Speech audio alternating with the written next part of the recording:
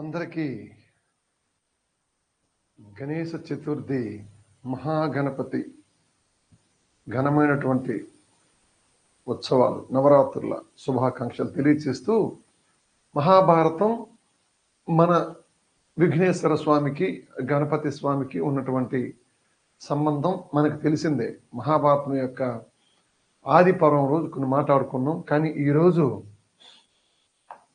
దేశవ్యాప్తంగా మనం ఏదైతే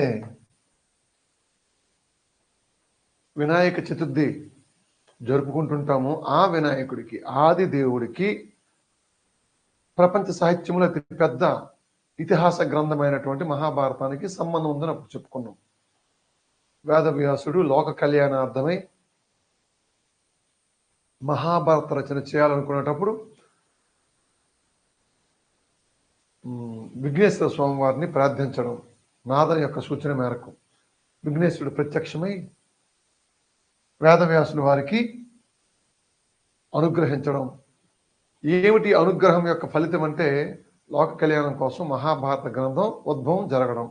కాబట్టి ఈరోజు భారతదేశం వ్యాప్తంగా ఒక గొప్పదైన ఆధ్యాత్మిక పండగ, రెండు స్వాతంత్రోద్యమ కాలంలో ఒక గొప్పదైనటువంటి సమైక్యతను బోధించిన పండగ వినాయక చవితి పండగ. ఇది మనం గుర్తుంచుకోవాలి. ఈ వినాయక చవితి అనేది వినాయకుని యొక్క ఆవిర్భావమే కాకుండా భారతదేశం మొత్తం మీద ఒక గొప్పదైన సమైక్యతను తీసుకురావడానికి, సంఘీభావాన్ని తీసుకురావడానికి కారణభూతమైనటువంటి పండగ. కాబట్టి వినాయక చవితి పండగని, ఈ గణేశ ఉత్సవాలను జాతి స్వాతంత్రోద్యమం కోసం గాను స్వరాజ్యం నా జన్మ హక్కు, స్వరాజ్యం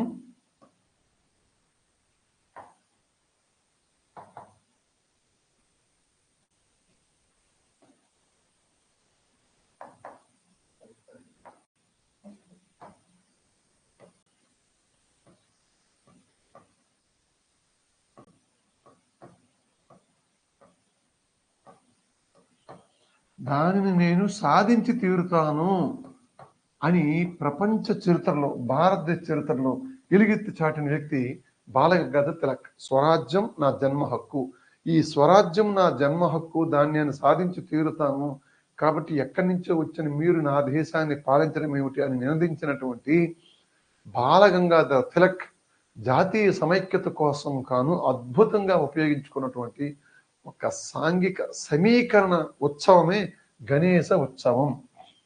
స్వామివారికి మనం నమస్కరించుకుంటూ అందరికీ మరొకసారి వినాయక చవితి శుభాకాంక్షలు తెలియచేసుకుంటూ, స్వామి విఘ్నేశ్వరుడు ఆ బాల గోపాలాన్ని అద్భుతంగా దీవించి ఏ రకమైన విఘ్నాలు లేకుండా నిర్విఘ్నంగా పనులను కావించే వ్యక్తి. కాబట్టి ఏకదంతాయ విద్మహే వక్రతుండాయ ధీమహి తన్నో దంతి ప్రచోదయాత్ అని పిలుచుకునేటువంటి విఘ్నేశ్వర స్వామి యొక్క పూజలో, వ్రతంలో ప్రకృతి తత్వం దాగుంది. ఏమి దాగుంది?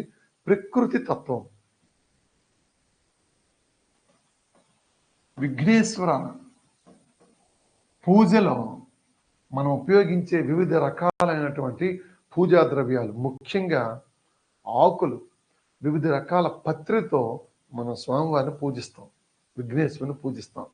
అంటే ప్రకృతిని నీవు పరిరక్షించు. ఈ భాద్రపద మాసంలో వచ్చేటువంటి వివిధ రకాలైనటువంటి వర్షాల కారణంగా వచ్చే వివిధ రకాలైనటువంటి రుగ్మతలను పారద్రోలే శక్తి ఆకులకు ఉంది, ప్రకృతికి ఉంది. కాబట్టి ప్రకృతితో మమేకం అవ్వాలనే ఉద్దేశంతో విఘ్నేశ్వర స్వామి వారి యొక్క పూజలు చేస్తాం. ఆ స్వామి స్వాతంత్రోద్యమ కాలంలో జన సమీకరణకు, జన సమిష్టికి, ఒక గొప్పదైనటువంటి ఏకత్వానికే కాకుండా బ్రహ్మదేవుని యొక్క ఘనమైనటువంటి దివ్య ఆశీస్సులతో భారతీయుల యొక్క భాగ్యవసాన వేదాంగ పారంగతులైనటువంటి వేదవ్యాస మహర్షికి, పరాశుని యొక్క కుమారుడైనటువంటి వేదవ్యాసునికి మహాభారతం రాయడానికి లేఖకుడుగా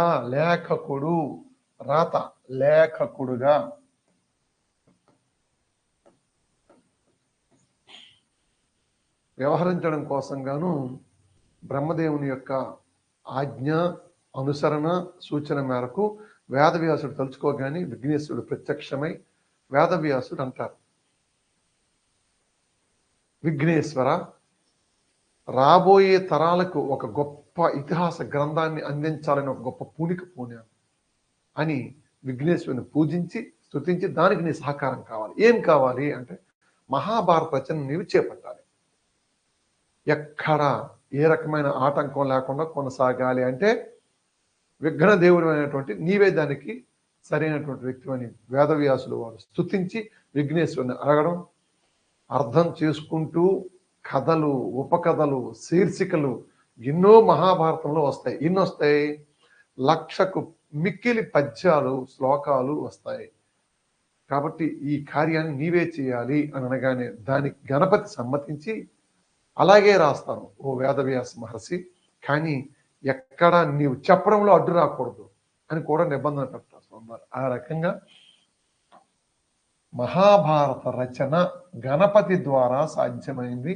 మన గణపతి పరాశర మహర్షి కుమారుడైన వ్యాసుడు వేదాంగాలు రాశారు కాబట్టి వేద వ్యాసుడు అయ్యారు. అటువంటి మహాభారతాన్ని సృష్టించిన వాడు వేదవ్యాసుడు. ఆయన బ్రహ్మను తలుచుకొని బ్రహ్మకు సాష్టాంగ ధన ప్రణామం చేసి ఒక గొప్ప గ్రంథాన్ని నేను రాయాలని బ్రహ్మదేవుణ్ణి కోరగా, బ్రహ్మదేవుడు వ్యాసుని మెచ్చుకుంటూ, ఓ ఋషోత్తమ, అందుకు నీకు గణపతే సరి అయినటువంటి జోడు, లేఖకుడు అని చెప్పి అంతర్ధానం అవడం. వ్యాసుడు గణపతిని మనసులో తలుచుకొని చెప్పాను కదా, ఏకదంతాయ విద్మహే వక్రతుండాయ ధీమహి తన్నో దంతి ప్రచోదయాత్ అని ప్రార్థన చేసి, మహాభారత కథ నేను చెబుతూ ఉంటాను, దయించి మీరు ఆ కథను రాయాలి, నేను ఎలా చెబితే అలాగే రాయాలి, రాయడం మొదలు పెట్టాక ఆగకూడదనే నిబంధన. అలాగే మీరు తత్తరపాటు పదకుండా మహాభారత కథ చెప్పాలి అని గణపతి విఘ్నేశ్వర స్వామి చెప్పడం, అందుకు వ్యాసుడు అంగీకరించడం, నేను చెప్పే కథను అర్థం చేసుకున్న తర్వాతే మీరు రాయాలి. ఇలా ఒక లోక కళ్యాణం కోసం గాను సృష్టించబడిన వేదవ్యాసులు వారు సాక్షాత్తు ఆదిదేవుడు అయినటువంటి గణపతితో రాయించబడినటువంటి మహోత్మత రచనే మహాభారత రచన. అలాంటి మహాభారత రచనకి చూడండి, స్వామివారు రాయడం, ఆ పరమ పవిత్ర దినాన్ని మన ఎండోమెంట్ ఆఫీసర్స్ శిక్షణలో భాగంగా ఈరోజు విఘ్నేశ్వర పూజ రోజు, వినాయక చవితి రోజు మనం కొనసాగించడం నిజంగా చాలా అదృష్టం. కాబట్టి అటువంటి మహాభారత రచనని చూడండి, ఎంత చక్కనటువంటి దివ్యమైనటువంటి ఆశీస్సులు. బ్యాక్ డ్రాప్ లో మనకు ఎవరు కనిపిస్తున్నారు?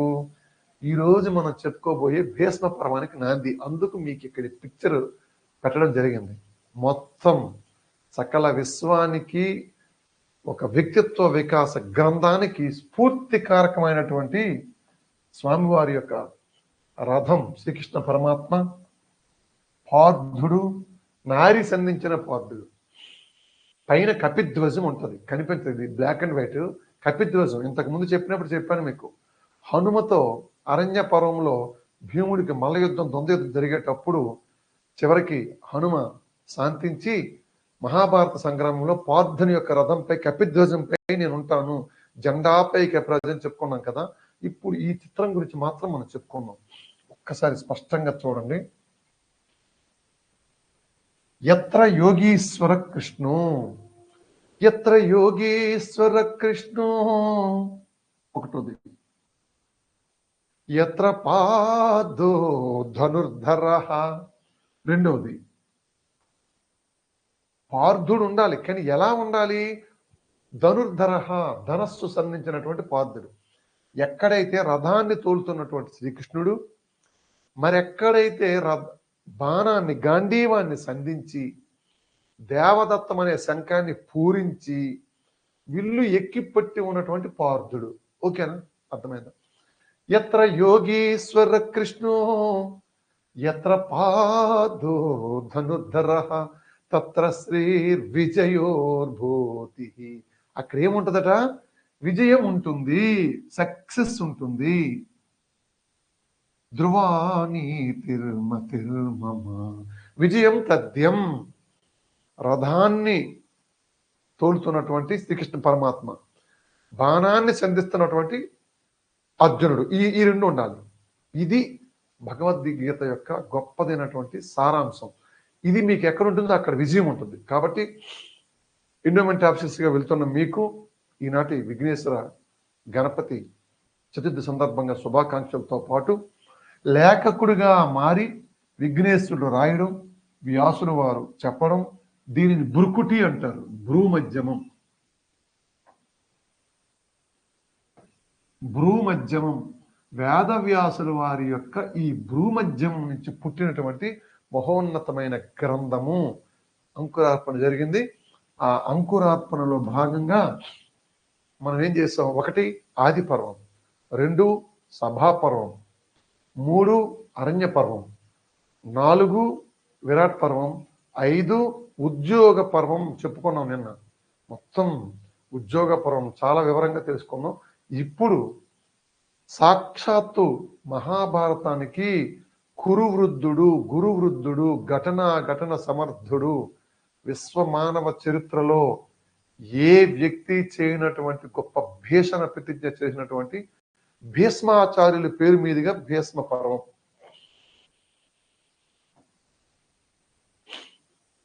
భీష్మాచార్యుల పేరు మీదుగా ఒక భీష్మ పర్వం. చూడండి డియర్ స్టూడెంట్స్, మొత్తం మీకు 18 పర్వాలు చెప్పాను. ఈ 18 పర్వాలు చెప్పేటప్పుడు ముందుగా మనకు వచ్చేది ఆది పర్వము, సభాపర్వము, అరణ్య పర్వము, విరాట్ పర్వము, ఉద్యోగ పర్వము వచ్చాయి. ఎక్కడ కూడా వ్యక్తుల పేరు మీదుగా ఇంతవరకు మహాభారతంలో ఒక పర్వం లేదు. కానీ వ్యక్తి పేరు మీదుగా వచ్చినటువంటి మొట్టమొదటి పర్వం భీష్మ పర్వం. తన జీవితాంతం భారత రక్షణకు, కురువంశ రక్షణకు, దేశాన్ని సమైక్యంగా ఉంచడానికి ఒక గొడుగుల ధర్మాన్ని పట్టి ఆచరింపచేసినటువంటి రాజనీతి యుద్ధ నిపుణుడు భీష్మాచార్యుడు. 2 పాయింట్లు ఇక్కడ చెప్పాను.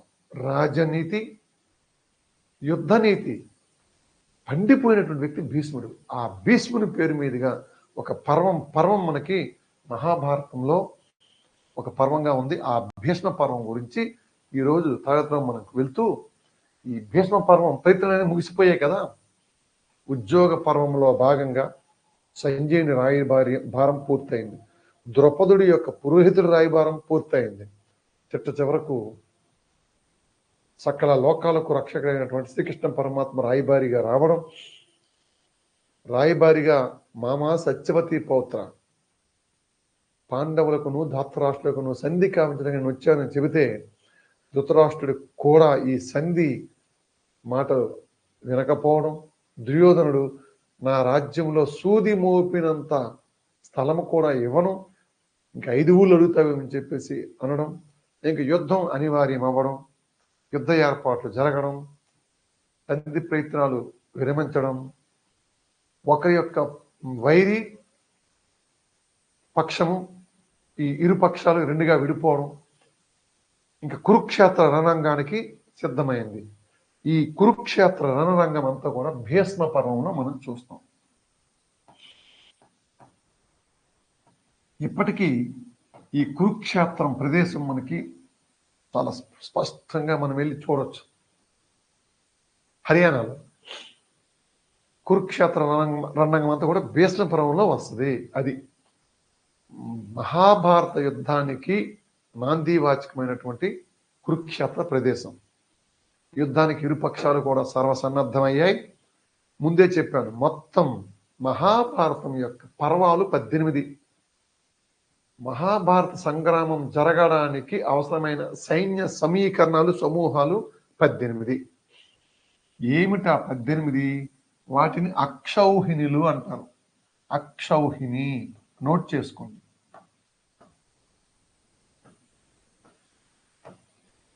అజాత శత్రువైన ధర్మరాజు యొక్క ప్రయత్నాలన్నీ విఫలమయ్యాయి. కౌరవుల శిబిరంలో, పాండవుల శిబిరాలు రకరకాల మేధో మదనాలు జరిగాయి. మేధావులు వచ్చారు, సాక్షాత్తు వేదవ్యాసులు కూడా వచ్చి చెప్పారు. తమ పుట్టుకకు కారణమైనటువంటి పితామహులు వేదవ్యాసుల వారు చెప్పారు. కానీ ధృతరాష్ట్రుడు తన చేతిలో ఏమీ లేదు, గుడ్డి ప్రేమతో, గుడ్డివాడైనటువంటి ధృతరాష్ట్రుడు గుడ్డి ప్రేమతో, తన కుమారుడైన దుర్యోధని మీద గుడ్డి ప్రేమతో ఇంక యుద్ధాన్ని ఆపలేకపోతాడు. కాబట్టి అక్షౌహిణులుగా ఒక సైన్య సమీకరణ సూత్రం అదనమాట. మొత్తం ఇరు పక్షాల యొక్క సైన్యం విభజించబడింది.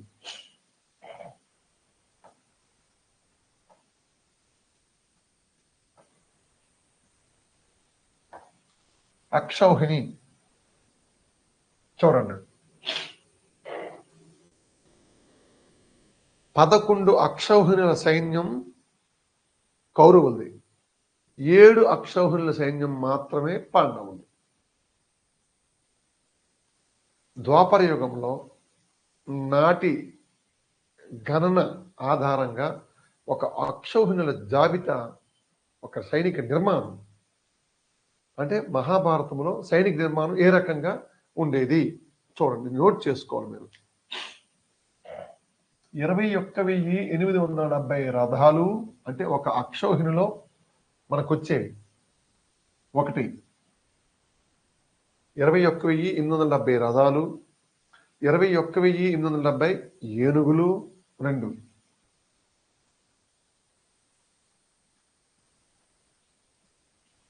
65,610 3 గుర్రాలు, 1,09,350 మంది పదాతి దళాలు, క్యావెలరీ అంటాం, కాల్బటులు,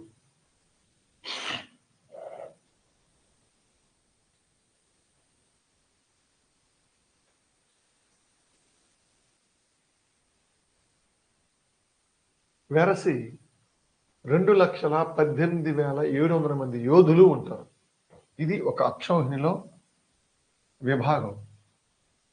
రథాలు, ఏనుగులు, గుర్రాలు, పదాతి సైనికులు కలిపి 2,18,700 మంది యోధులు ఉంటారు. ఈ అక్షౌహిణికి నిష్పత్తి ఈ విధంగా ఉండాలి. ఒక రథము ఇష్టు, ఒక ఏనుగు ఇష్టు, 3 గుర్రాలు ఇష్టు, 5 పదాతి సైనికులు. ఇది నిష్పత్తి నిర్మాణం. అంటే ఫైనల్గా అక్షౌహిణిలో మనకు ఉండేవేంటి? రథాలు 21,870. అలా దీనితో ఒకసారి రాసుకోండి.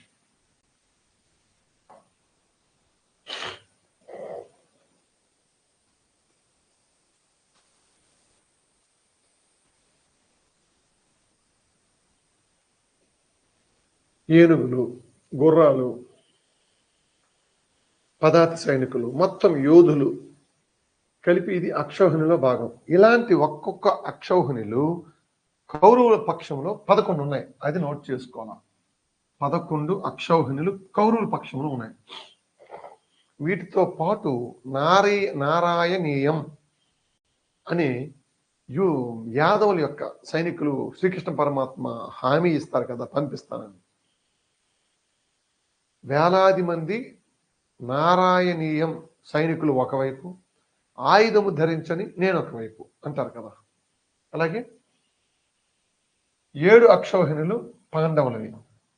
ఇటువంటి అక్షౌహిణులు 7 పాండవులు.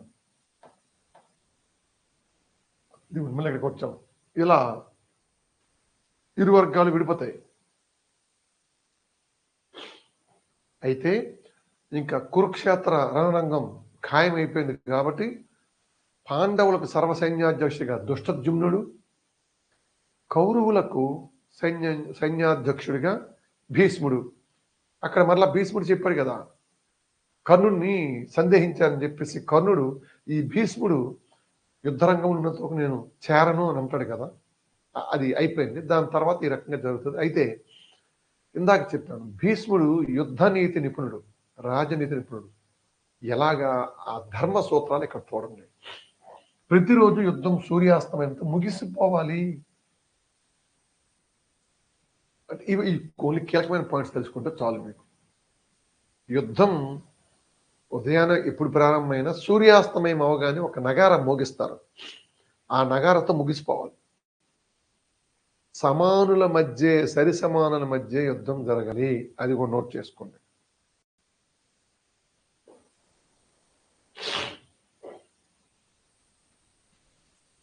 అంటే యుద్ధంలో సరి సమాన బలాలు గలవారే ర్యాంక్ కూడా, అంటే హోదా కూడా ఉన్నటువంటి వాళ్ళే పోరాటం చేయాలి.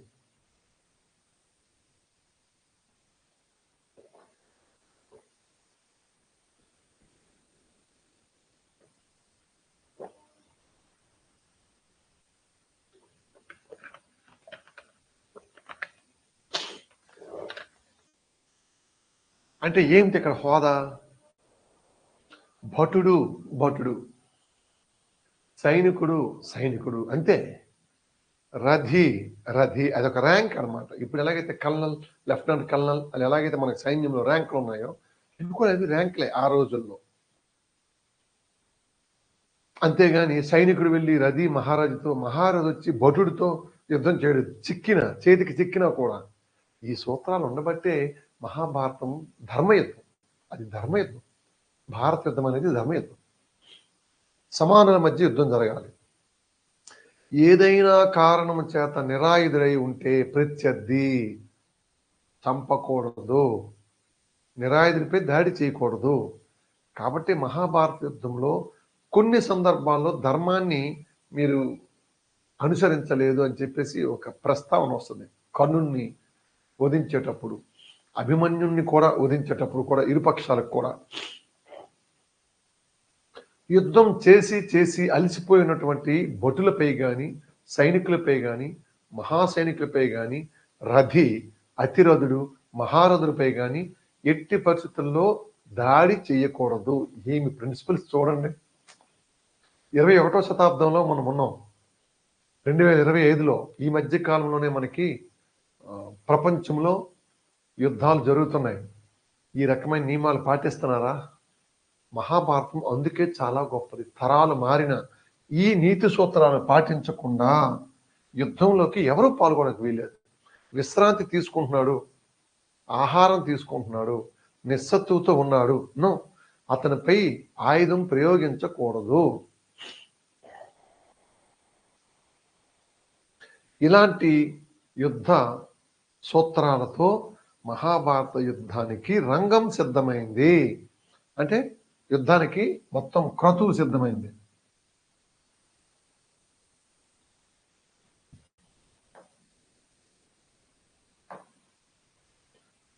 భీష్మ పర్వంలో అత్యంత ముఖ్యమైనది భగవద్గీత ఉపదేశం. ఇక్కడే ఈ భీష్మ పర్వంలోనే, మహాభారతంలోని 6వ పర్వమైన భీష్మ పర్వంలో భగవద్గీత ఉపదేశం జరిగింది. ఎవరికి, ఎలాగా అనేది చూద్దాం. యుద్ధం ప్రారంభించబోతున్న వేళ ధృతరాష్ట్రుడు చాలా భయాందోళనతో ఉన్నాడు. ఎందుకు? అలుగుటయే ఎరుంగని మహామహితాత్ముడు అజే అలిగిన నాడు సాగరములన్నీ ఏకము కాకపోవునే అని పెద్ద ఒక హెచ్చరిక ఇచ్చాడు శ్రీకృష్ణ పరమాత్మ. ఎక్కడ? ఉద్యోగ పర్వంలో. గుర్తుంచుకోవాలి, ఇవి ఎక్కడెక్కడి సంఘటన జరిగాయి. ఉద్యోగ పర్వంలో జరిగింది. అప్పటి నుంచి ఉర్వీపతి, హస్తినాపుర సామ్రాజ్యాధిపతి అయినటువంటి ధృతరాష్ట్రుడికి భయం ఉంది. తదుపరి ధృతరాష్ట్రుడికి తెలుసు తాము అధర్మ పక్షంలో ఉన్నామని, అధర్మంగా ఎన్నో పనులు చేశామని.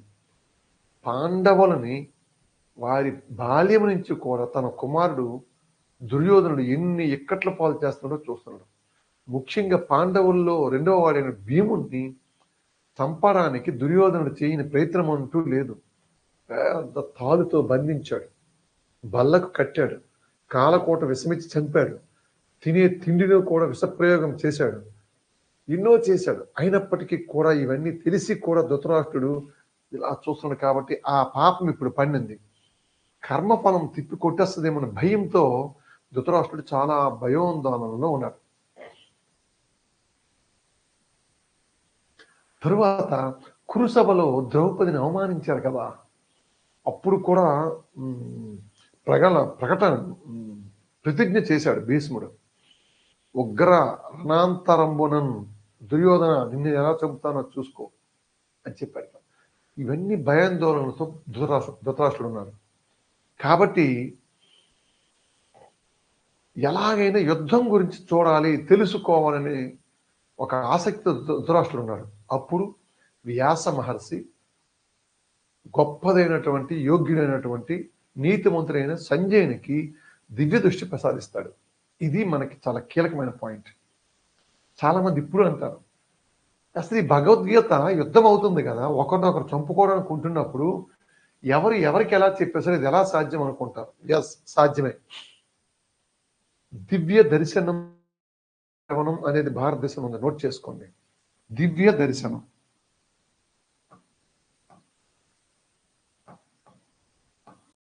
మహర్షులు వారి యొక్క సంకల్పంతో దూరాన్ని దర్శిస్తారు. ఎక్కడ ఏం జరుగుతుందో దర్శిస్తారు. అది దివ్య దర్శనం. దివ్య శ్రవణం, దూరాన్ని శ్రవణం చేస్తారు, వినేస్తారు. గొప్పదైనటువంటి రహస్యాలను తమ మనస్సుతో చూస్తారు, గురు మధ్యమంతో చూస్తారు. ఈ 3 అంశాల ఆధారంగా వేదవ్యాస మహర్షి తన అపారమైన తపశ్శక్తి ఫలితంగా సంజయునికి దివ్య దృష్టి ప్రసాదిస్తాడు. అదే దివ్య దృష్టి. దివ్య దృష్టి ఇందులో ఏముంటాయి? దూర దర్శనం, దూర శ్రవణం, మనోరహస్య వీక్షణం. 3 అంశాలు. దూర దర్శనం, దూర శ్రవణం, మనో రహస్య వీక్షణం. 3వ కన్నుతో చూస్తారంటారు, అలా దాన్ని దివ్య దృష్టి అంటారు. అలాంటి దివ్య దృష్టిని వ్యాస మహర్షి సంజయుల వారికి ప్రసాదించారు. వ్యాసుల యొక్క తపోశక్తి ఫలితంగా, తపోశక్తి మహోన్నతమైన సాక్షాత్తు విష్ణుమూర్తి అంశ కదండి. వ్యాస మహర్షి వారి యొక్క తపోశక్తి ఫలితంగా సంజయుల వారికి ఒక గొప్పదైనటువంటి వరాన్ని ప్రసాదిస్తారు. ఏమిటా వరం? భీష్మ పర్వంలో విధాయకంగా అనివార్యంగా ప్రారంభమైనటువంటి కురు పాండవుల యుద్ధాన్ని కలయ తిరుగుతూ, అంటే యుద్ధరంగంలో కురుక్షేత్రంలో తిరుగుతాడు సంజయుడు. చూడండి, ఎక్కడా మనకి ఇలాంటి ఒక సాంకేతికత ఉన్నట్టు ఆధారాలు కూడా లేవు, కానీ మహాభారతంలో ఉంది. కలయ తిరిగినా ఇరుపక్షాలు వేసుకున్నటువంటి బాణాలు కానీ, అస్త్రాలు కానీ, శస్త్రాలు కానీ, ఆయుధాలు కానీ ఏవి సంజయుడికి తగలవు. ఇది మాయ కాదు, ఇంకేం కాదు. ఇది ఒక శక్తి. వేదవ్యాసుడు తన తపశ్శక్తితో సంజయుడికి అట్లాంటిది ఇస్తాడు. అంటే సంజయుడు మొత్తం మహాభారత యుద్ధం లైవ్లో జరుగుతుండగా ఇప్పుడు మనకు వచ్చే చాలా ప్రశ్నలకి పరిష్కారం ఇక్కడ దొరికింది. ఎలా యుద్ధం అవుతుంటే యుద్ధాన్ని మనకి ఎలా రాసేశారు, భగవద్గీత ఉపదేశం ఎలా జరిగిపోయింది అనే దానికి మనకి ఇది పరిష్కారం. ప్రత్యేకమైన వేదవ్యాసుల వారి యొక్క తపశ్శక్తితో సంజయుడు యుద్ధరంగంలో తిరుగుతాడు, వీరుల మధ్య తిరుగుతాడు, కలయ తిరుగుతాడు. ఎక్కడ ఎవరితో తలపడుతున్నారు, ఎవరి పరిస్థితి ఏ రకంగా ఉంది, ఎందుకు ఇదంతా దేనికోసం అంటే ధృతరాష్ట్ర ఉవాచ. ఇది మహాభారతంలో 6వ పర్వమైన భీష్మ పర్వంలో భగవద్గీత పుట్టింది. భగవద్గీత పుట్టింది. మహా గొప్పదైనటువంటి వీక్షణం చూడండి. శ్రీమద్ భగవద్గీత. అర్జునుడు వికరుడైపోయాడు. ఏమిటి అసలు? సరే, యుద్ధం స్టార్ట్ అవుతుంది. ఇటు పాండవ పక్షం, అటు కౌరవ పక్షం. అర్జునుడు చూస్తే గురు ఎదురుగా సాక్షాత్తు తమ జన్మలకు కారణమై తమల్ని పెంచి పెద్ద చేసినటువంటి తాత భీష్మాచార్యుడు. అద్భుతమైన అస్త్రశస్త్ర విద్యను నేర్పి ప్రపంచంలో మేటి విలుకారుగా చేసిన ద్రోణాచార్యుడు, కృపాచార్యుడు. అన్నలు, తమ్ముళ్ళు, మేనమామలు వీళ్ళందరూ కనిపిస్తున్నారు. అప్పుడు అర్జునుని నోటి వెంబడి వచ్చినటువంటి మాట, నకాంక్షే విజయం కృష్ణ. ఇది భగవద్గీత అంకురార్పణ. అక్కడ మొట్టమొదటి అర్జునుడి నోటి నుంచి వచ్చినది ఆ శ్లోకం.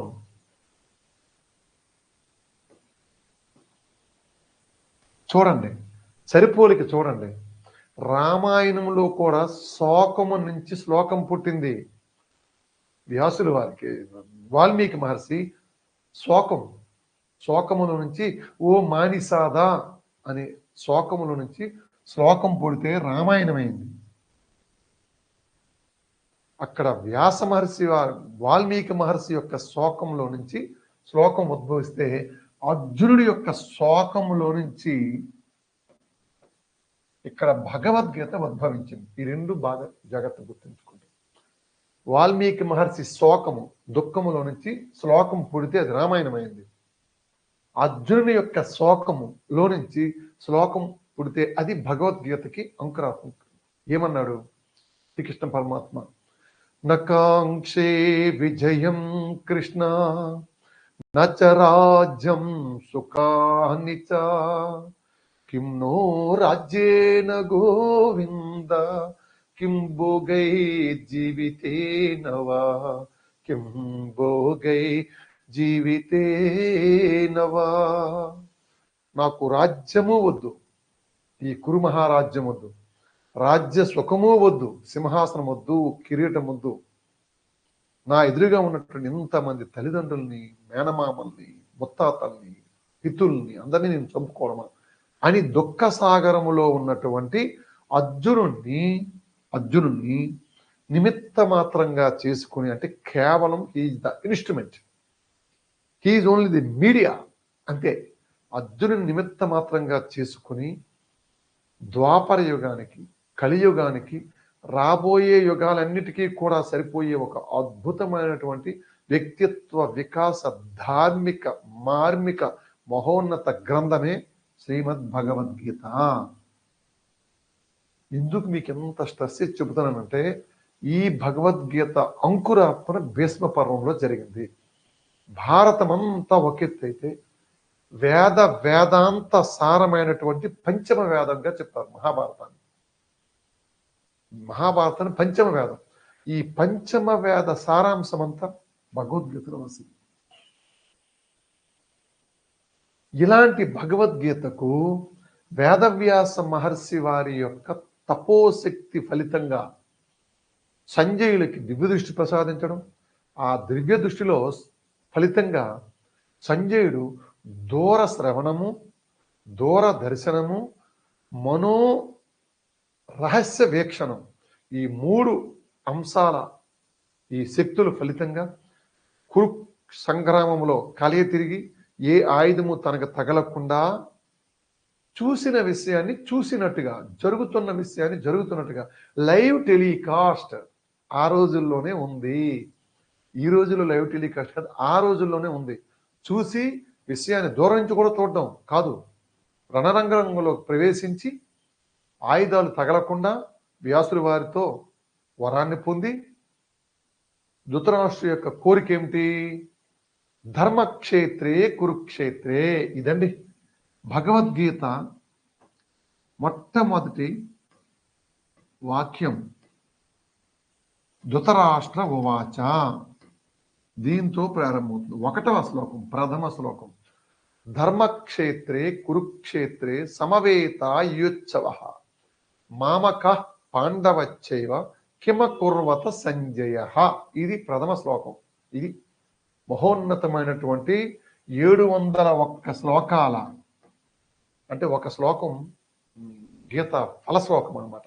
701 శ్లోకాల మహోన్నతమైనటువంటి భగవద్గీతకు కారణభూతమైన మొట్టమొదటి శ్లోకం ధృతరాష్ట్ర ఉవాచ. దానికి సంజయ ఉవాచ అంటే ధృతరాష్ట్రుడు ఏమని పలికెను, దానికి సంజయుడు ఏ రకంగా బదులిచ్చాను అంటే ధృతరాష్ట్రుడికి సంజయుడికి మధ్య అయినటువంటి లైవ్ టెలికాస్ట్ మహాభారత యుద్ధం యొక్క ప్రసరణ ఫలితంగా అర్జునుని యొక్క శోకములో నుంచి వచ్చినటువంటి శోకము నుంచి, విషాదము నుంచి వచ్చినటువంటి శ్లోకమే భగవద్గీత గ్రంథానికి కారణభూతమైంది. అటువంటి భగవద్గీత మహాభారతం యొక్క సారాంశమైనటువంటి భగవద్గీత గ్రంథం యొక్క ఉపదేశం అంతా కూడా భీష్మ పర్వంలో వస్తుంది.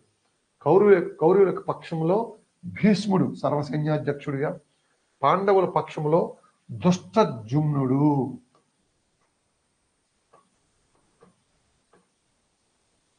పాండవుల యొక్క సర్వసైన్యాధ్యక్షుడిగా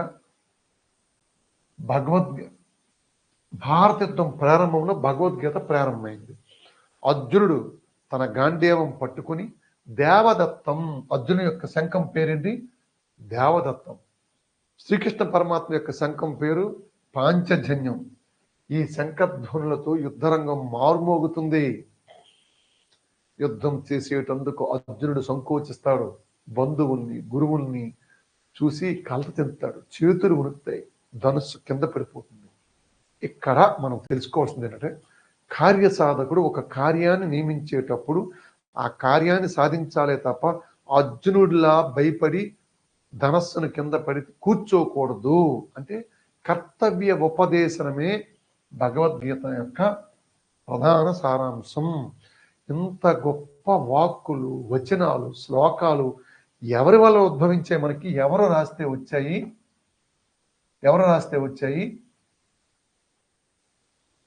ఈనాటి ఉత్సవానికి, పర్వదినానికి కర్త కర్మ క్రియ అయినటువంటి వినాయక స్వామి, గణేశ్వరుడు, ఆయన యొక్క రచనలో మనం ఈ మొత్తం మహాభారతాన్ని భారతదేశం పొందింది.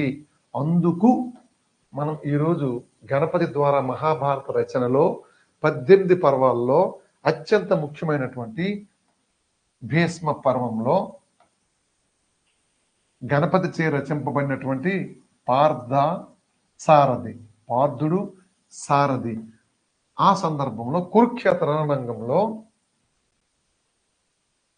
ధనస్సును విడిచిపెట్టి తన శంఖమైనటువంటి దేవదత్వాన్ని కింద పడేసి బంధువులు చూసి కాళ్ళు చేతులు వణికి నేను ఇంక యుద్ధం చేయలేను అని విచ్చలడైనటువంటి అర్జునుని నిమిత్త మాత్రంగా చేసుకుని అర్జునునికి బోధిస్తున్నట్టుగా విశ్వరూప సందర్శన సర్వస్వము భగవద్గీత గ్రంథంగా వేదాంత సారంతో, ఉపనిషత్తుల సారాంశంతో కూడినటువంటి భగవద్గీత ఉపదేశం భీష్మపర్వంలో జరిగింది. అటువంటి భీష్మపర్వంలో వచ్చే భగవద్గీతలో అధ్యాయాల గురించి ఇప్పుడు తెలుసుకుందాం. భగవద్గీతలోని అధ్యాయాలు ఎన్నో చూడండి, ఎంత విచిత్రంగా ఉంటుందో చూడండి. డియర్ స్టూడెంట్స్, మీకు చాలా అప్పుడే చెప్పాను, 18 పర్వాలు మహాభారతం. నోట్ చేసుకోండి. మహాభారతం జరుగుతుండగా అర్జునుడికి వచ్చినటువంటి నిరాశ నిస్పృహల వల్ల, అర్జునుని యొక్క విషాదం వల్ల అర్జునుడిని కేవలం అక్కడ పెట్టి ఆయన నిమిత్త మాత్రంగా చేశాను. ఎందుకు మాటకి అంటున్నానంటే, అర్జునుడి కోసమే బోధించబడింది కాదు భగవద్గీత. లోక కళ్యాణం కోసం, ప్రపంచ రక్షణ కోసం, లోకా సమస్త సుఖినో భవంతు అనేటువంటి ఘనమైన గొప్పదైనటువంటి ఆ లోక కళ్యాణం కోసం భగవద్గీత చెప్పబడింది. అలా చెప్పబడిన శ్రీకృష్ణ పరమాత్మ చే ఉపదేశం చేయబడిన భగవద్గీతలో అధ్యాయాలు 18. చూసుకోండి ఎంత అద్భుతమో ఇది. ఎవరు లెక్కపెట్టలే. ద్వాపర యుగ కాలంలో ఈ రకమైనటువంటి గణన జరిగేది. దీని వెనక కూడా చాలా మర్మాలు ఉన్నాయి. అందుకే భారతాన్ని మనం పైన చదివితే ఒకలా, లోపలికి వెళ్తే వేరొకలా. తపోధనులు, మహర్షులు, మునులు వారి యొక్క అర్థం చేసుకోవడం వేరొకలా ఉంటుంది. ప్రవచనకారులు విధి చెప్పే విధానం ఒకలా ఉంటుంది. ఎవరు ఎన్ని చెప్పినా నేటికి, నాటి నుంచి క్రీస్తుకు పూర్వం 1000 సంవత్సరాల ముందండి లభ్యమవుతున్న ఆధారాల ఆధారంగా క్రీస్తుకు పూర్వం 1000 సంవత్సరాల ముందు మహాభారతం మనకి ఉద్భవించింది. ఉద్భవించిన మహాభారతం 2025వ సంవత్సరానికి కూడా ఎన్ని రూపాలలో మనకు వచ్చిందో చూడండి. మనం ఆధునిక కాలంలో టెలివిజన్ వచ్చింది. టెలివిజన్ రంగాన్ని శాసించింది మహాభారతం సీరియల్. ఎక్కడ? ఆ సేతు హిమాచలం, భారతదేశం మొత్తాన్ని కట్టిపడేసింది మహాభారతం సీరియల్. ఈ రోజుకి ఏదో ఒక రూపంలో మహాభారత కథను మనం టీవీల ద్వారా చూస్తున్నాం. సినిమాల ద్వారా ఎన్ని సినిమాలు మహాభారతం నేపథ్యంగా వచ్చాయి. మహాభారతం వివిధ రకాల పర్వాలు, అందులో పెద్ద కథలు, ఉపకథలు, శీర్షికలు, అందులో నీతి కథలు, అందులో వచ్చే శ్లోకాలు ఆధారంగా ఎన్ని వచ్చాయి. అంటే జన బాహుల్యంలో మహాభారతం కలిసిపోయిందని చెప్పడానికి ఇది ఉదాహరణ.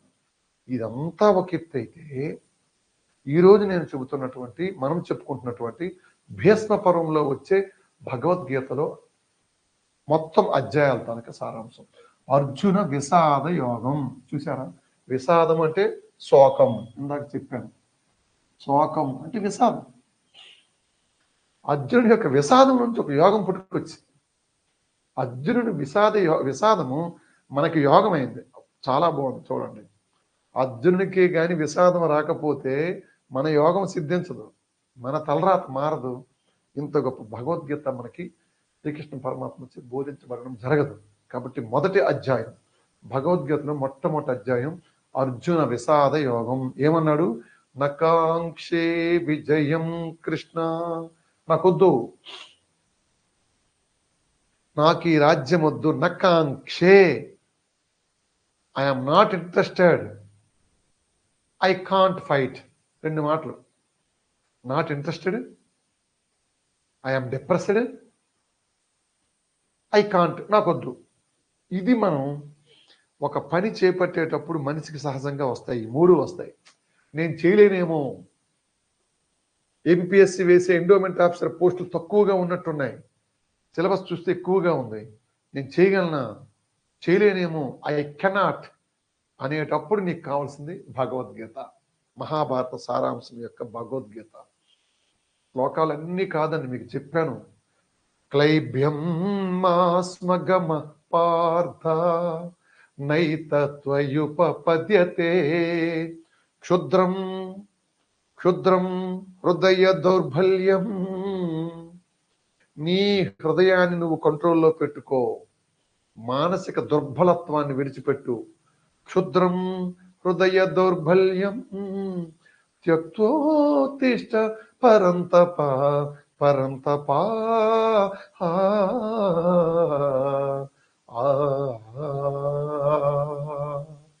701 శ్లోకాల భగవద్గీత సారాంశం అంతా ఒకే ఒక్క శ్లోకంలో అందించినటువంటి పరమ పవిత్రమైనటువంటి భగవద్గీత ఏం చెప్తుంది?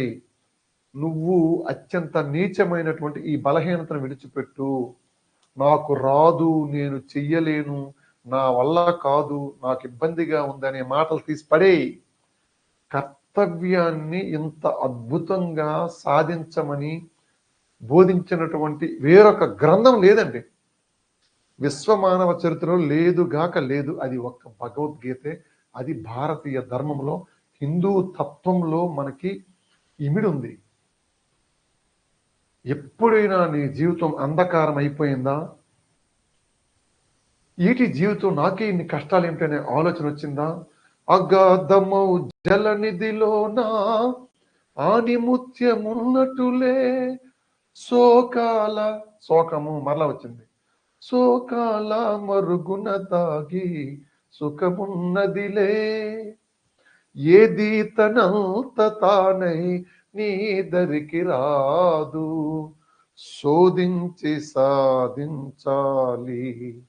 మొన్ననే 1 వీక్ క్రితం మనకు డిఎస్సి ఫలితాలు వచ్చాయి. ఆ డిఎస్సిలో అద్భుతాలండి. అంటే మీకు జస్ట్ ప్రేరణగా ఉంటుందని చెప్తాను. మేము ఎడ్యుకేషన్ డిపార్ట్మెంట్లో చూస్తాను. మొన్న వచ్చిన డిఎస్సి ఫలితాలు చూస్తే, డిఎస్సి ఫలితాల్లో ఎక్కువ మంది విజయాన్ని సాధించే విజేతలందరూ కూడా ఇంటి పట్టున కూర్చొని చక్కగా ఆన్లైన్ శిక్షణ ద్వారా గురువులను పట్టుకొని పుస్తకాలు చదివి సాధించినటువంటి వారే డిఎస్సి. మహిళలు చాలా చక్కని ర్యాంకులు సంపాదించారమ్మా. మీకందరికి కూడా మరొకసారి ఈరోజు వినాయక చవితి శుభాకాంక్షలు తెలియజేస్తున్నాను. వింటున్నటువంటి మన తరగతిలో కూడా, లైవ్ క్లాస్లో కూడా చాలా మంది మహిళలు ఉండొచ్చు, మహిళా అభ్యర్థులు ఉండొచ్చు. అమ్మా, సంకల్పం పెట్టుకోండి. నేనేం చేయగలను, నేను గృహిణిని కదా, ఒకవైపు ఇంటి దగ్గర పనులు చేయాలి, భర్తకి పిల్లల వైపు చూడాలి, నేను ఎక్కడ ఏపీఎస్ పరీక్ష రాయగలను, నాకు ఇది సాధ్యమా అనుకునే వాళ్ళకి ఇది ఒక గొప్ప మనోధైర్యాన్ని ఇస్తుందమ్మా. మన డిఎస్సిలో మంచి ర్యాంకులు, జిల్లా స్థాయిలో 1st, 2nd, 3rd, 4th, 5th rank వచ్చినటువంటి వాళ్ళందరూ కూడా గృహిణులే, మహిళలు. అందున గృహిణులు ఎక్కువ మంది ఉన్నారు. కాబట్టి మీకందరికి కూడా గొప్పదైనటువంటి సంకల్పం తేవడానికి, నిరాశ నిస్పృహలు విడిచిపెట్టడానికి కొన్ని ముఖ్యమైనటువంటి ఘట్టాలు లేదా భగవద్గీత సారాంశం తెలుసుకోండి చాలు. ప్రథమ అధ్యాయం అర్జున విషాద యోగం. 2 సాంఖ్యయోగం అండి. ఎంత చెప్పినా తక్కువే సాంఖ్యయోగం గురించి. అంటే ఇది మీకు పోటీ పరీక్ష అయిపోయింది. లేదంటే ఒక్క భగవద్గీత ఒక్కొక్క అధ్యాయాన్ని మీకు నేను రోజుల తరబడి చెప్పాల్సి ఉంటుంది. ఒక అధ్యాయం అర్జున విషాద యోగం అనేసాను. అయిపోయిందా? అర్జున విషాద యోగం అయిపోయింది అనుకుంటున్నారు? చాలా ఉన్నాయి అందులో. అశోచ్యానన్వశోచస్వం ప్రజ్ఞావాదాం సభాససే గతాసు నగతాసు నాను శోచంతి అండర్లైన్ చేసుకోండి. నాను శోచంతి పండితా నాను శోచంతి పండితా పండితులు, జ్ఞానము కలిగిన వారు, విచక్షణ కలిగిన వారు, అజ్ఞానాన్ని విడిచిపెట్టిన వారు ఇలా నీలా అర్జున కూర్చొని నేను చేయలేను, నాకు రక్తపాతం వద్దు, రక్తపు కూడొద్దు, ఎదురుగా తాత ఉన్నారు, గురువు ఉన్నాడు, మేనమామలు ఉన్నారు, అన్నదమ్ములు ఉన్నారు అని ఆలోచించడు. చేసేది చేయించేది వెనక ఒక శక్తి ఉంది. ఆ శక్తి పరమాత్మ.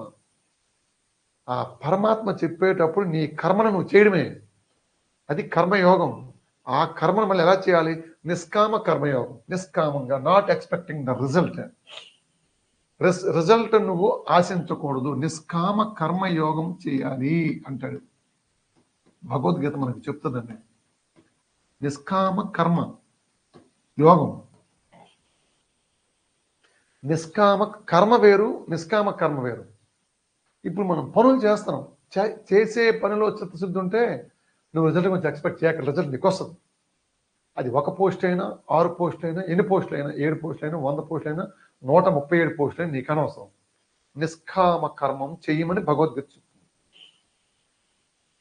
అలాగే వాసాంసి జీర్ణాని యథా విహాయ నవాని గృహ్ణాతి నరోపరాని తదా శరీరాని విహాయ జీర్ణా అన్యాని సంయాతి నవాని దేహి.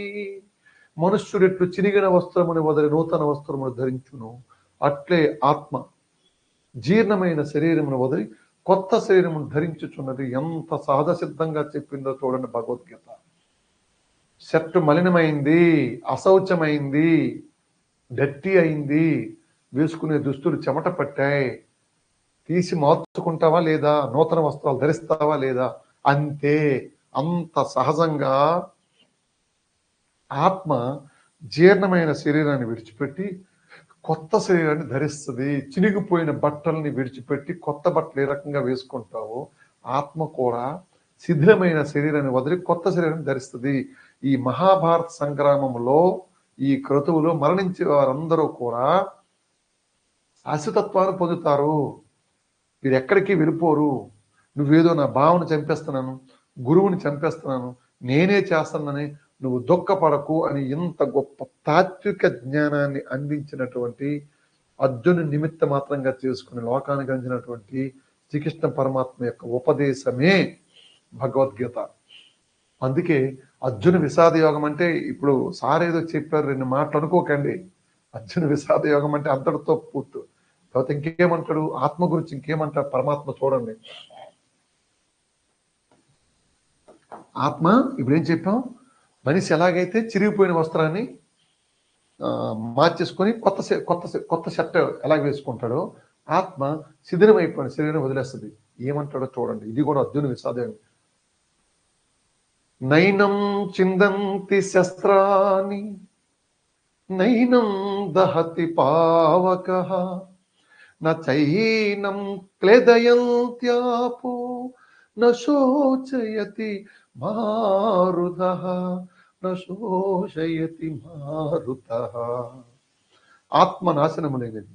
ఆత్మను శస్త్రములు ఛేదింపజాలవు, నీరు తడుపజాలదు, వాయువు ఆర్పివేయను సమర్థము కాదు. శాశ్వతం. ఆత్మ శాశ్వతమని చెప్పడానికే భగవద్గీత ఉద్భవించింది.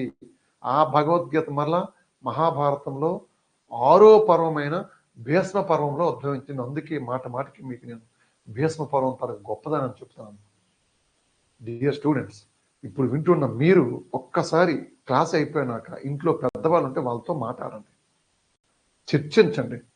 నిజంగా భీష్మ పర్వాన్ని మనం అందరం పఠనం చెయ్యాలి. భీష్మ పర్వంలో భాగంగా వచ్చే భగవద్గీత ఉపదేశాన్ని పట్టుకోవాలి. గీత ఒక్కటే మన తలరాతను మార్చుతుంది. చాలా మంది ఏమనుకుంటారంటే భగవద్గీత ధనికులు, ఇంతకు ముందు కూడా చెప్పాను, ధనికుల ఇళ్లలో ఏదైనా విషాదం జరిగితే, ఎవరైనా కాలం చేస్తే అక్కడ వెంటనే భగవద్గీత ఘంటసాల గారు పాడినటువంటి భగవద్గీత పెట్టేసి పార్థాయ ప్రతిబోధితమని వేస్తారు. తర్వాత తనకి ఏమైపోతుందో తెలుసా? చాలా బాధాకరమైన విషయం. ఎవరైనా చనిపోతే అక్కడ భగవద్గీత వెయ్యాలేమో అనుకునే పరిస్థితికి నేటి తరం వచ్చేసింది. చెప్పాలి, భగవద్గీత ఏమి కాదు, భగవద్గీత బోర్డు కావాలి. చాలా జాగ్రత్తగా వినండి. భగవద్గీత ఇది మరణ గీత కాదు.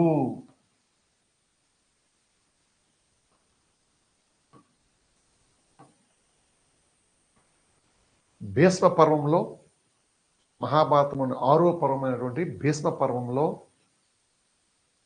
కురుక్షేత్ర రణరంగంలో, భీష్మ పర్వంలో ప్రారంభమయ్యే కురుక్షేత్ర రణరంగంలో అర్జునుని యొక్క దుఃఖములో నుంచి, విషాదములో నుంచి పుట్టినటువంటి భగవద్గీత అంకురాత్మలో 701 శ్లోకాలను శ్రీకృష్ణ పరమాత్మ బోధిస్తే, ఆ భగవద్గీత బోధన అనేది, ఆ గీతా సారం అనేది, గీతా ఉపదేశం అనేది మరణ గీత కాదు.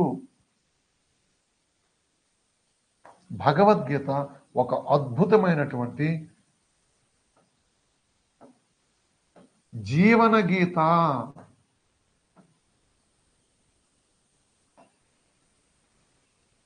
ఇది నోట్ చేసుకోండి.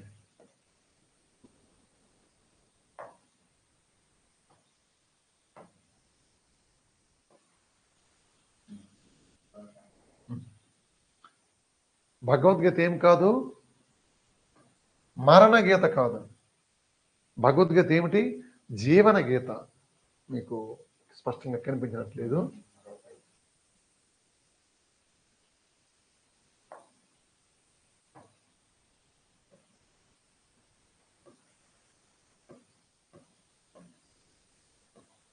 ఇది మాత్రం మీరు ఈరోజు ఈ వినాయక చవితి పర్వదిన సందర్భంగా దయచేసి చాలా స్పష్టంగా మనసుకి ఎక్కించండి. తెలుసుకోవాలి, మీరు తెలుసుకోవాలి, ఇంట్లో ఉన్న వాళ్ళకి చెప్పాలి. అసలు కాదండి, జీవాన్ని తెలియచేస్తుంది, జీవించడాన్ని తెలియచేస్తుంది, జీవన నైపుణ్యాలు తెలియచేస్తుంది, జీవితం ఎలా గడపాలో తెలియచేస్తుంది, జీవితంలో నువ్వు విజేతగా ఎలా మారాలో తెలియచేస్తుంది, గొప్పదైనటువంటి మోక్ష సాధనను తెలియజేస్తుంది, పరమాత్మ యొక్క లీలా మానుస మాయ వివరణ తెలియజేస్తుంది భగవద్గీత.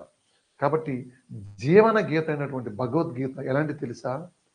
కాలాలకు అతీతము. అది భూతకాలమా, వర్తమాన కాలమా, భవిష్యత్తు కాలమా, కాలాలకు అతీతమైనది భగవద్గీత.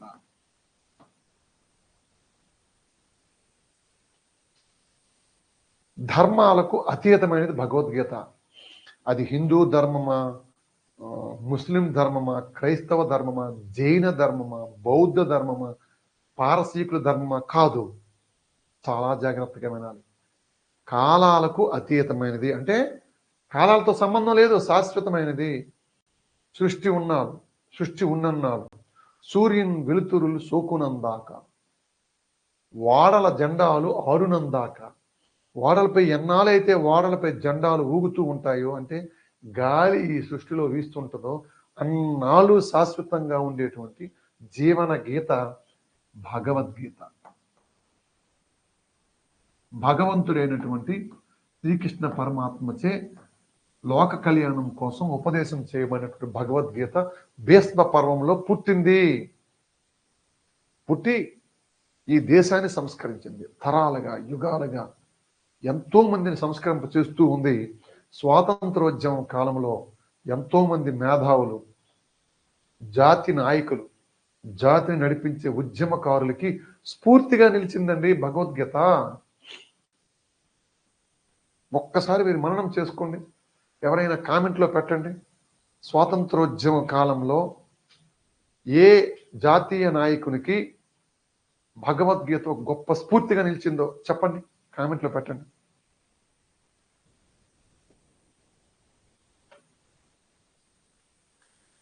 ఒక్క నిమిషం సమయం ఇస్తాను.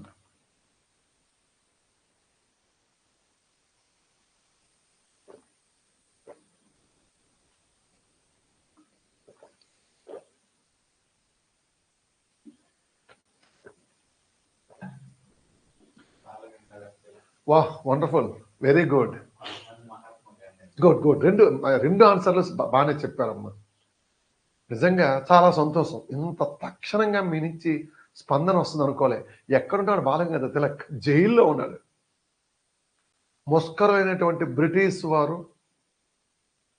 వారి యొక్క పదఘట్టనల నిర్ణయాల ఫలితంగా ఉండేటువంటి సందర్భాల్లో గీత వ్యాఖ్యానం జరిగింది బాలగంగాధర తిలక్, గుడ్. కానీ రెండోది కరెక్ట్. భగవద్గీతను పూర్తిగా ఆకలింపు చేసుకుని తన జీవితానికి అనువర్తనం చేసుకున్న వ్యక్తి పూజ్య మహాత్మా గాంధీజీ. ఏం చెప్పారు? ఆ గాంధీజీ అని పెట్టినటువంటి స్టూడెంట్ పేరేంటి? వెరీ గుడ్ నాన్న. శ్రీను? జ్ఞానేశ్వరి మురళీకృష్ణ, వెరీ గుడ్ నాన్న. ఎలాగో తెలుసా, తన జీవితంలో భారతదేశం వంటి ఒక అశేష జనబాహుల్యం ఉన్నటువంటి భారతదేశంలో రకరకాల మనస్తత్వాలు, రకరకాల మనుషులు ఉన్నటువంటి నాటి పరిస్థితుల్లో దేశాన్నంతటినీ ఒకే తాటిపై కొల్లాయి కడితేనేమి మా గాంధీ, కోమటై పుడితేనేమి మా గాంధీ అని పాడుకున్నారు ఆబాల గోపాలం. రాజర్షి, కర్మయోగి మహాత్మా గాంధీజీ స్వాతంత్రోద్యమాన్ని నడిపేటప్పుడు ఎన్ని ఒత్తిడులు వచ్చాయో, రకరకాల సమస్యలు, ఇంట్లో సమస్యలు, బయట సమస్యలు. ఇల్లు అంటే దేశంలో సమస్యలు, బయట సమస్యలు అంటే అటు ఇంగ్లాండ్ మరియు నాటి దేశాల నుంచి వాళ్ళని ఒప్పించి తెప్పించాలి. ఇలాంటి పరిస్థితుల్లో సంక్లిష్టమైన స్వాతంత్రోద్యమాన్ని నడిపే రోజుల్లో మహాత్మా గాంధీకి ప్రతిరోజు కూడా జీవితం పట్ల ఒక రకమైన నైరాశ్యం వచ్చేదట. ఆ నైరాశ్యం వచ్చేటప్పుడు తనకి స్వయంగా మహాత్మా గాంధీ చెప్పిన మాటలే మీకు ఇప్పుడు నేను చెబుతున్నాను. నేను చదివిందే చెప్తున్నాను మీకు. నేను ఇందులో ఎక్కడ ఎగ్జాగరేషన్కి తావులేదు. నా జీవితంలో నేను ఎప్పుడైనా ఒక విషమ సమస్య ఎదుర్కొనేటప్పుడు, డియర్ స్టూడెంట్స్, మరొకసారి, నా జీవితంలో నేను ఎప్పుడైనా, మరి ముఖ్యంగా ఈ స్వాతంత్రోద్యమ కాలంలో, ఒక ఇంటినే నడపడానికి మనకు కష్టంగా ఉందే తండ్రులకి వీళ్ళందరికీ, అలాంటిది భారతదేశాన్ని, ఆ రోజుల్లో భారతదేశాన్ని, అవిద్య, మూఢనమ్మకాలు ఇవన్నీ ఎక్కువైపోయాయి. అలాంటి భారతదేశాన్ని ఏకత్రాటిపై ఉప్పుని సాధనంగా చేసుకున్నాడు మహానుభావుడు. ఎందుకు ఉప్పుని సాధనంగా చేసుకున్నాడంటే ప్రతి ఇంట్లో ఉప్పు వాడకం ఉంటుంది కాబట్టి ఉప్పు అనే దాన్ని పట్టుకోవడం ద్వారా ప్రతి మూలలకు కింద స్థాయి వరకు ఉద్యమాన్ని తీసుకెళ్లాలని ఒక సంకల్పం. ఈ ఉద్యమాన్ని నడిపే రోజుల్లో గాంధీజీకి ఎన్నో సమస్యలు వచ్చాయి. అప్పుడు ఆయన చెప్పిన మాట, నా జీవితంలో ఎప్పుడైనా ఒక విపత్కరమైన సమస్య వచ్చేటప్పుడు, సమస్య ఏదైనా, ఇప్పుడు మీరు చెప్పిన ఆన్సర్కి నేను వస్తాను, సమస్య ఏదైనా అది ఎటువంటిదైనా, the nature of problem, the nature of crisis, nature of task, whatever the issue, whatever the problem, సమస్య ఏదైనా అది ఎటువంటిదైనా, ఏ రంగానికి సంబంధించినదైనా, ఆ సమస్య నాకు ఒక పవిత్రమైన గ్రంథాన్ని తెరవగానే అందులో ఏ పేజీలో అయినా, ఏ శ్లోకమైనా, ఏ అధ్యాయం ఏదైనా, శ్లోకం ఏదైనా, పేజీ ఏదైనా కూడా తీయగానే నా సమస్యకి పరిష్కారం లభించే మహోన్నత ఉద్గ్రంథం భగవద్గీత అని సాక్షాత్తు గాంధీజీచే చెప్పబడినటువంటి గ్రంథం కదా. డియర్ స్టూడెంట్స్, నిరంతరము అధ్యయనం చేసి దేశ యశస్సు కోసం పాటుపడినటువంటి వారు పూర్వీకులు చెప్పిన మాటలు మనం పెట్టుకోవాలి కదా. నాకు కూడా అనుభవం అయితే కానీ అప్పుడు కానీ తెలుసుకోవాలంటే కాదు కదా. గాంధీజీ స్వయంగా నుడివారు, భగవద్గీత కాలాలకు అతీతమైనది, ధర్మాలకు అతీతమైనటువంటిది, విశ్వాసాలకు అతీతమైనటువంటిది. అంత గొప్ప ఈ భగవద్గీత గ్రంథాన్ని మనకి జీవన గీతగా మన జీవితాన్ని ఉద్ధరించేదిగా మనం గ్రహించి అధ్యయనం చేయాలి. శ్రద్ధావాన్ లభతే జ్ఞానం. చూడండి ఎంత అంటే ఏది చెప్పడానికైనా భగవద్గీతనికి ప్రామాణికం. ఐఎస్ఏ ఇండియన్ ఐఎస్ఏ కాదు, వరల్డ్ స్టాండర్డ్స్. అంతే, ప్రపంచంలోనే స్టాండర్డ్స్. ఐఎస్ఏ ముద్ర అంటే ఇంకా తక్కువ వద్దేమో, ఒక్క మన ఇండియాకే కాదు కదా, ఐఎస్ఐ ముద్రే కాదు, ప్రపంచ ప్రమాణాలకు. చూడండి ఇప్పుడు ఏం చెప్పాను నేను, ప్రారంభం ఏం చెప్పాను,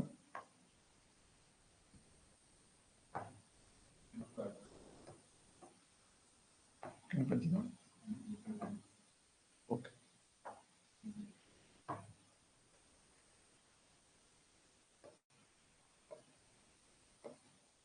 మీకు చాలా అవసరం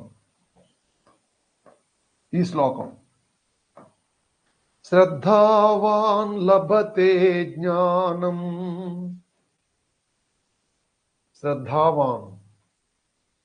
శ్రద్ధావాన్ లభతే జ్ఞానం.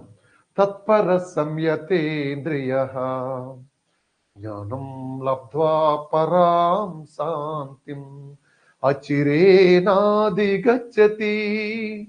శ్రద్ధ, ఇంద్రియ నిగ్రహము గలవాడు ఏం కావాలట చూడండి. ఈ వినాయక చవితి పర్వదినాన ఇది బాగా వంట పట్టించుకోండి. శ్రద్ధ ఉండాలి, ఇది ఒకటే ఉంటే చాలదు. 2 ప్లస్ ఇంద్రియ నిగ్రహం ఉండాలి. ఈ ఇంద్రియ నిగ్రహం లేకే కదా ఇన్ని బాధలు సృష్టిలో. ఈ 2 ఉన్నటువంటి వాడు శ్రద్ధ, ఇంద్రియ నిగ్రహం, చెవి, ముక్కు, నోరు, నాలుక, కన్ను, ఈ 5 ఉన్నాయి కదా పంచేంద్రియాలు. పాఠం వింటున్నప్పుడు కళ్ళు పాఠాన్నే వీక్షించాలి, ఉపదేశించే గురువే కనిపించాలి, వేరొకటి కనిపించకూడదు, వినిపించకూడదు. చెవి, ముక్కు, కన్ను, నాలుక, చర్మం వినిపించకూడదు. ఇప్పుడు నా పాఠం వింటున్నావు, పక్కన టీవీలోంచి ఇంట్లో ఆ తమ్ముడు, అన్నయ్యో, అమ్మో, ఇంకెవరో సీరియల్ ఏదో చూస్తున్నారు, అది నీకు వినిపించకూడదు. వింటే నీకేం రాదు? లభతే జ్ఞానం, జ్ఞానం రాదు. జ్ఞానం రాదుగాక రాదు అనేసి చూడండి. ఎప్పుడు భగవద్గీతలో భీష్మ పర్వంలో క్రీస్తు పూర్వం 1000 సంవత్సరాలకు ముందు, క్రీస్తుకు ముందు 1000 సంవత్సరాల ముందు చెప్పాడండి. నీకేం కావాలి? ఏం కావాలి? జ్ఞానం కావాలా? జ్ఞానం కావలిస్తే నీ చర్మం సడన్ గా కరెంట్ పోయింది, ఫ్యాన్ ఆగిపోయింది, అబ్బా ఉక్కు పెట్టేస్తుంది, నేను వినలేకపోతున్నాను, చదవలేకపోతున్నాను అని ఈ ఇంద్రియము, చర్మం అనే ఈ ఇంద్రియము కానీ నీకు అలా సక్రమంగా పనిచేయకపోతే నీకు జ్ఞానం రాదు. అనవసరం. కార్య తురాణం నసుకం న నిద్ర. నోట్ చేసుకోండి. కార్య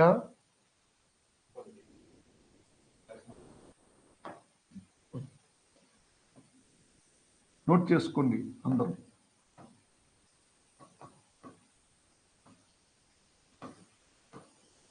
కార్య తురాణం నసుకం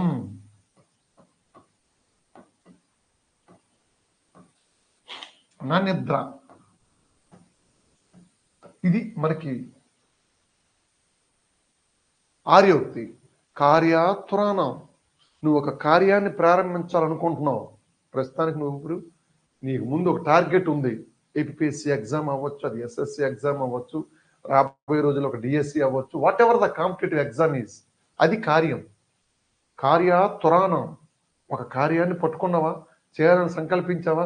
నా సుఖం, సుఖము గురించి నహి ఆలోచించడానికి లేదు అసలు. నిద్రపోతాం, రెస్ట్ తీసుకుంటాం, కాస్త విశ్రమిస్తాం, ఇవి పనికిరావు. నా సుఖం నా నిద్ర. ఎంత చక్కని మాటలు వచ్చాయో చూడండి. అలాగే నా సుఖం నా నిద్ర, నా పలాయనం. ఇంకొక మాట, నా పలాయనం. మొత్తం చదువుతాను. ఒక కార్యములో తురాణం నిమగ్నం అయ్యేవాడికి సుఖము గురించి ఆలోచించకూడదు, నిద్ర గురించి ఆలోచించకూడదు, నా పలాయనం, ఎస్కేప్ అయిపోకూడదు. ఈ వారం ఒకలాగా, వచ్చే వారం ఇంకొకలాగా, రేపు క్లాస్ ఇంకొకలాగా వినడం కుదరదు. నా పలాయం, you may not escape from the main source. కార్యాతురాణం నసుకం నా నిద్ర. కార్యాతురానం నసుకం నా పలాయనం. ఇది చాలా మందిలో కనిపిస్తుంది. ఎస్కేప్ అయిపోతాడు, వింటాడు చదువుతాడు, అబ్బా ఇంక ఇదేమొస్తుందిలే, ఇంకా మనకు అర్థమైతే చావదులే, లేకపోతే ఇంకా ఈ సిలబస్ పూర్తి కాదులే, లేదంటే ఈ నోటిఫికేషన్ రాదులే, ఇది మన వరకు కాదులే, ఉన్న పోస్టులు రాష్ట్రంలో ఇన్ని తక్కువ ఉన్నాయిలే, అలా అనుకున్న వాడందరూ కూడా పలాయనం చిత్తగించారని అంటాం. అంటే ఎస్కేప్ అయిపోతున్నాడు వాడికి వాడే. దిస్ ఈజ్ కాల్డ్ ఎడ్యుకేషన్ సైకాలజీలో మనకు వస్తుంది. This is called defence mechanism. Dear students, దయచేసి మనకు తెలియకుండానే మనం డిఫెన్స్ మెకానిజంలో పడిపోకూడదు. రక్షక తంత్రాలు మనమే తయారు చేసుకోకూడదు. నిన్ను నువ్వు రక్షించుకోవాలి తప్ప తంత్రంలో వెళ్ళిపోకూడదు. అదే రక్షక తంత్రం అంటే. నిన్ను నువ్వు రక్షించుకోవాలి అంటే you have to motivate your self. నిన్ను మోటివేట్ చేసుకొని నీ రెగ్యులర్ స్ట్రీమ్లోకి వెళ్ళాలి తప్ప నీరసించిపోకూడదు. అది మనకి ఇక్కడ కార్యాతురానం నసుకం నా నిద్ర అంటే. సో బోర్డు రాదా, ముందు బోర్డు రాదా,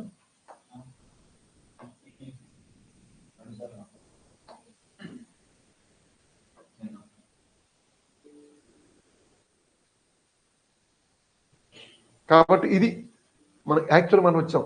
శ్రద్ధావాన్ లభతే జ్ఞానం. ఆ శ్రద్ధ ఎలా ఉండాలి? శ్రద్ధ ఉండాలి అంటే ఏకాగ్రత ఉండాలి, ఇంద్రియ నిగ్రహం ఉండాలి. ఇంద్రియ నిగ్రహంపై నీకు పట్టు ఉండాలి. కర్మేంద్రియాలు, జ్ఞానేంద్రియాలు మొత్తం 10, వీటిపైన పట్టు మనకు ఉండాలి. ఈ రెండు ఉంటే ఈజ్ ఈక్వల్ టు జ్ఞానం. ఇది మనకు తెలియజేసే గ్రంథం భగవద్గీత. భగవద్గీతలోని మనకి అర్జున విషాద యోగంలో, జ్ఞాన యోగంలో మనకి వస్తుంది.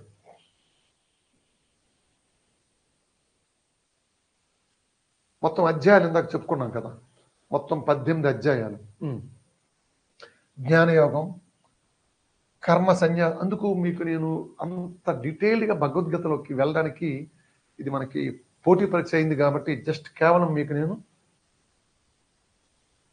అదొక్కటే, మీకు అధ్యాయాలు ఒక్కటే పరిచయం చేసేసి భీష్మ పర్వం ముగిస్తాను. అంటే అర్జునుని యొక్క విషాదము, శోకంతో ప్రారంభమైన గుర్తుంచుకోండి, భగవద్గీత ఏ అధ్యాయంతో ప్రారంభమవుద్ది? సింపుల్. అర్జునుడికి బాధ కలిగింది, బాధని ఇంకో పేరు శోకము, దానికే విషాదము. అర్జును విషాద యోగంతో ప్రారంభమైంది. సాంఖ్యయోగము రెండవది. కర్మయోగం ఇందాక చెప్పలే, కర్మ ఎలా చేయాలి? రిజల్ట్ ఆశించకూడదు, నిష్కామం ఉంది ఇక్కడ. నిష్కామ కర్మయోగం, పని చేసుకెళ్ళి అంతే. రిజల్ట్ భగవంతుడు ఇస్తాడు నీకు, ప్రకృతి నీకు ఇస్తుంది. జ్ఞానయోగము, కర్మ సన్యాస యోగము, ఆత్మ సంయమ యోగము, జ్ఞాన విజ్ఞాన యోగము, అక్షర పరబ్రహ్మ యోగము, రాజవిద్య రాజగుహ్య, విభూతి యోగము, విశ్వరూప సందర్శన యోగము. శ్రీకృష్ణ పరమాత్మ యొక్క విశ్వరూప సందర్శనం జరుగుతుంది అనమాట. ఇది మీకు ఆల్రెడీ ఉద్యోగ పర్వంలో ఒకసారి జరిగింది. ఉద్యోగ పర్వంలో వచ్చింది కదా. దుష్టుడైన దుర్యోధనుడు రాయబారం కోసం వచ్చి శాంతిని నెలకొల్పాలి, ప్రజలందరినీ కూడా ఇబ్బందులు గురి కాకూడదని చెప్పి రాయబారిగా వచ్చిన శ్రీకృష్ణ పరమాత్మని బంధించడానికి ప్రయత్నం చేస్తారు కదా. అక్కడ జరుగుతుంది మళ్ళీ విశ్వరూప సందర్శన యోగం. మళ్ళీ భగవద్గీతలో జరుగుతుంది. భక్తి యోగము, క్షేత్ర విభాగ యోగము, గుణత్రయ విభాగ యోగము, పురుషోత్తమ ప్రాప్తి యోగము, దైవాసుర సంపద్ విభాగము, శ్రద్ధాత్రయ విభాగ యోగము, మోక్ష సన్యాస యోగము. ఇవి 18 అధ్యాయాలండి. తెలుసుకోవడం వరకే. దేంతో ప్రారంభమైంది? అర్జున విషాద యోగంతో. దేంతో ముగిసింది? మోక్ష సన్యాస యోగంతో. ఇక్కడతో భగవద్గీత టాపిక్ని మనం టెంపరీగా ఆపి, ఈ మహాభారత యుద్ధంలో ఆ రోజుల్లోనే కౌరవ పక్షం పాండవ పక్షంలో కొన్ని వ్యూహాలు ఉండేవి, స్ట్రాటజీస్. ఈ మధ్యకాలంలో ఏమో మనం సినిమాలు వచ్చాయి, ఎవరో అవి రాజమౌళి సినిమాలు వచ్చాయి. మీకు అందులో మగధీర దగ్గర నుంచి ప్రారంభించాడు మనకు కొన్ని చూపించడం. అవి కేవలం చాలా చిన్నపాటివి. అలాంటి వ్యూహాలు ఎన్నో ఉండేవండి. యుద్ధ తంత్రాలు, ఆ సాంకేతిక ఆ రోజుల్లో చాలా గొప్పవి. మహాభారత యుద్ధంలో ఉపయోగించిన కొన్ని ముఖ్యమైన సైనిక వ్యూహాలు. చక్ర వ్యూహం, ఇది ఒక వ్యూహం. చక్ర ఆకారంలో సైన్యాన్ని అంతటిని కూడా ఒక విశాలమైనటువంటి యుద్ధ క్షేత్రంలో నిలబెడతారు. శత్రువుని ఢీకొట్టడానికి. పద్మవ్యూహం, ఇది మీకు మరలా చెప్తాను, అభిమన్యుని గురించి వచ్చేటప్పుడు వస్తుంది. క్రౌంచ వ్యూహం, గరుడ వ్యూహం, గరుడ పక్షి ఆకారంలో. శకట వ్యూహం, శకటం ఆకారంలో ఉంటుంది. బహుశా అదేదో ఈ మధ్యన వచ్చిన సినిమాలో చేశాం కదా, బాహుబలిలో ఇదే వ్యూహం ఉన్నట్టుగా ఉంది. మకర వ్యూహం, సర్వతోముఖి దండ వ్యూహం. ఇవి కొన్ని వ్యూహాల పేర్లు. అంటే యుద్ధరంగంలో ఇరుపక్షాలు ఢీకొనేటప్పుడు, ఆ రోజు యుద్ధం ప్రారంభమైనప్పుడు ఇట్లాంటి వ్యూహాలు ద్వారా వారు యుద్ధాన్ని కొనసాగించేవారు. చివరకు నీవు కేవలం నిమిత్త మాత్రుడు, కర్మను చేసి ఫలితాన్ని భగవంతునికి అప్పగించాలి. ఇదే కదా చెప్పాను మీకు నేను, నిష్కామ కర్మయోగం అని చెప్పి పరమాత్ముడు హితవు అంటే ఇంకేం లేదు, ఉపదేశం. భగవంతుడు భక్తుడైన అర్జునునకు, ఇదిగోండి, భగవంతుడు భక్తుడైన అర్జునునకు ఉపదేశించిన హితవే భగవద్గీత. కర్తవ్యమే ధర్మం అని మాత్రమే చెప్పి శ్రీకృష్ణుడి యొక్క కర్తవ్య బోధ ద్వారా అర్జునుడు యుద్ధరంగానికి సిద్ధమవుతాడు. యుధిష్ఠిరుడు అంటే ఎవరు? ధర్మరాజు. రథం దిగి పెద్దవాడు, పాండవుల్లో పెద్దవాడు. భీష్మ ద్రోణ కృపాచార్యుల ఆశీర్వాదం తీసుకుంటాడు. యుద్ధ నిబంధనల్ని చాలా చక్కగా, కురుక్షేత్ర యుద్ధం స్టార్ట్ అయింది కదా, గుర్తు చేస్తూ ధర్మపదాన్ని పాటించే వ్యక్తిగా యుధిష్ఠిరుడు, ధర్మరాజు ముందు నిలుస్తాడు. మొదటి రోజే భీష్ముడు భీష్మ పర్వంలో భాగంగా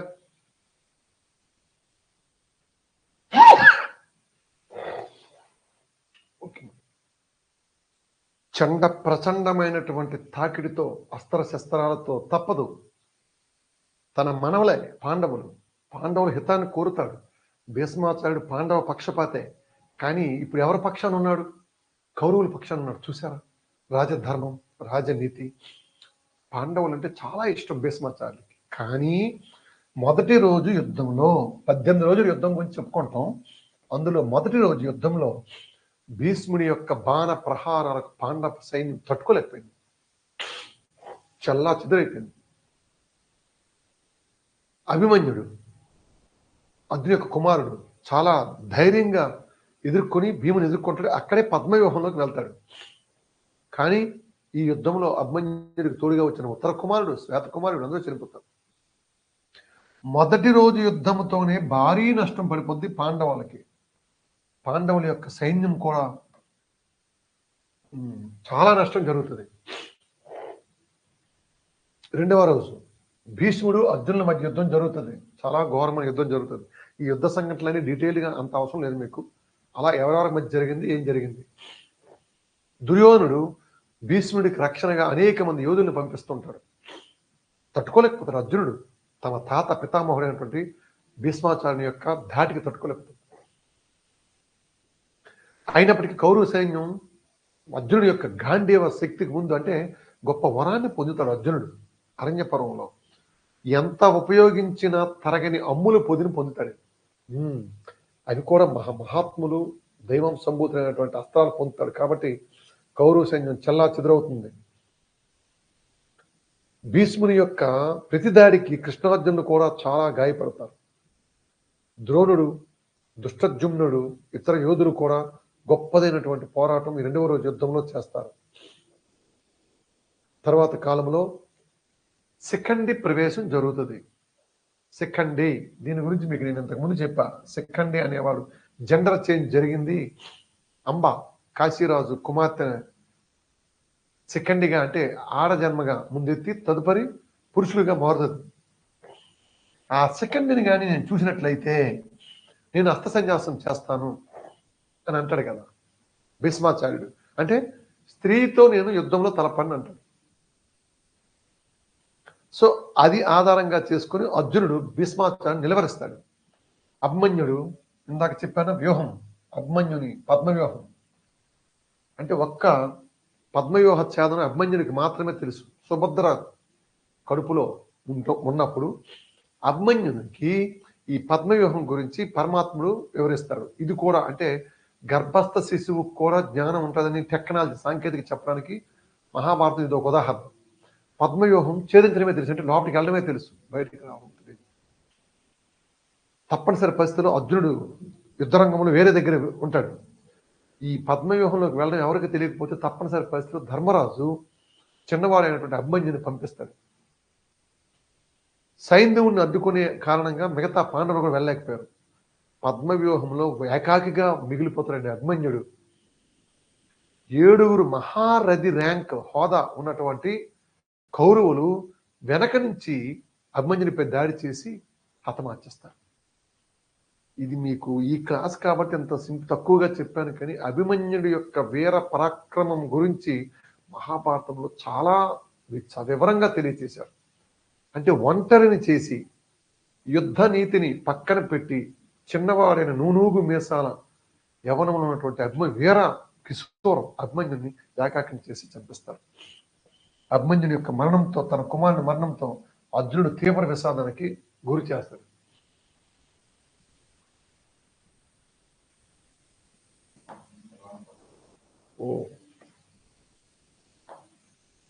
అయితే మనకి వాస్తవంగా భీష్మ పర్వం భగవద్గీతను ముగుస్తుంది. కాబట్టి భీష్ముడి యొక్క మొదటి రోజు యుద్ధానికి ఆ తాక్రికి వీళ్ళు తట్టుకోలేక మొత్తం పాండవ సైన్యం అంతా కకావికలమవుతున్న సమయంలో రాత్రి అయిపోయినాక ఇంకా పాండవులందరూ తలపట్టుకొని కూర్చుంటారు. తలపట్టుకొని కూర్చుంటే శ్రీకృష్ణ పరమాత్మ సలహా ఇస్తాడు. ఇది కర్ణ ప్రారంభం వరకు, మిగిలినవన్నీ కూడా తరువాత మనకి వస్తాయి.